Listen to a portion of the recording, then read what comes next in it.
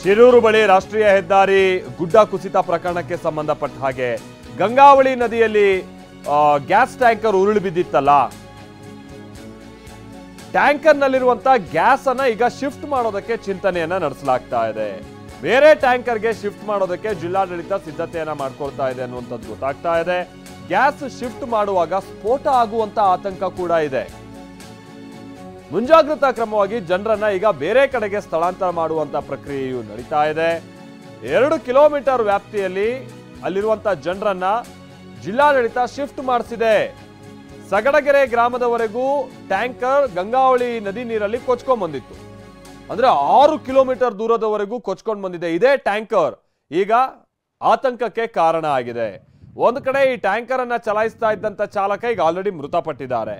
ಮತ್ತೊಂದು ಕಡೆ ಆ ಟ್ಯಾಂಕರ್ ಅನ್ನ ಇದೀಗ ಹೇಗಾದ್ರೂ ಸೇಫ್ ಮಾಡಿ ದಡಕ್ ತರಬೇಕಾದಂತ ಪ್ರಯತ್ನಗಳು ನಡೀತಾ ಇದೆ.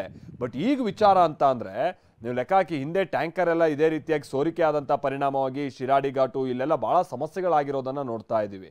ಜನರು ಒಂದ್ ರೀತಿ ಮಾರಣಾಂತಿಕವಾದಂತ ಅಪಾಯ ಕೂಡ ಇದೆ. ಉಸಿರಾಡುವಂತ ಸಂದರ್ಭದಲ್ಲಿ ಗ್ಯಾಸ್ ಏನಾದ್ರೂ ಲೀಕೇಜ್ ಆದಂತದ್ದಾಗಿದ್ರೆ ಮತ್ತೆ ಬ್ಲಾಸ್ಟ್ ಆದ್ರೂ ಕೂಡ ಬಹಳ ಅನಾಹುತನೆ. ಹೀಗಾಗಿ ಬಹಳ ಹುಷಾರಾಗಿ ಇದನ್ನ ನಿಭಾಯಿಸಬೇಕಾದಂತದ್ದು ಅನಿವಾರ್ಯತೆ ಇದೆ. ಆಮೇಲೆ ಲೆಕ್ಕ ಹಾಕಿ 6 ಕಿಲೋಮೀಟರ್ ಈ ಟ್ಯಾಂಕರ್ ಕೊಚ್ಕೊಂಡ್ ಬಂದಿದೆ ಅಂದ್ರೆ ಆ ಗ್ಯಾಸ್ ಟ್ಯಾಂಕರ್ ಒಳಗೆ ಎಷ್ಟು ಘರ್ಷಣೆ ಉಂಟಾಗಿರ್ಬೋದು, ಅಥವಾ ಅದೊಂದು ಎಷ್ಟು ಪ್ರೆಷರ್ ಕ್ರಿಯೇಟ್ ಆಗಿರ್ಬೋದು. ಈಗ 6 ಕಿಲೋಮೀಟರ್ ತನಕ ನೀರಿನಲ್ಲಿ ಅದು ಕೊಚ್ಕೊಂಡ್ ಬಂದಿದೆ ಅಂತ ಅಂದ್ರೆ, ಹೀಗಾಗಿ ಅದ್ರ ಅಕ್ಕಪಕ್ಕ ಇರುವಂಥದ್ದು ಕೂಡ ಡೇಂಜರೇ ಒಂದು ಲೆಕ್ಕ ಹೇಳಬೇಕು ಅಂತ ಅಂದ್ರೆ. ಈಗ ಹಾಗಂತ ಇದನ್ನ ಏನಿಗೆ ನೆಕ್ಸ್ಟ್ ಏನು, ಅದನ್ನ ಈಗ ಗ್ಯಾಸ್ ಅನ್ನ ಬೇರೆ ಒಂದು ಟ್ಯಾಂಕರ್ಗೆ ಶಿಫ್ಟ್ ಮಾಡಬೇಕು ಅಥವಾ ಏನ್ ಮಾಡಬೇಕು ಅನ್ನುವಂಥದ್ದು ಬಹಳ ಗೊಂದಲ ಇದೆ. SDRF NDRF ಸಿಬ್ಬಂದಿ ಎಲ್ಲ ಇದ್ರ ಬಗ್ಗೆ ತಲೆ ಕೆಡಿಸ್ಕೊಂಡಿದ್ದಾರೆ.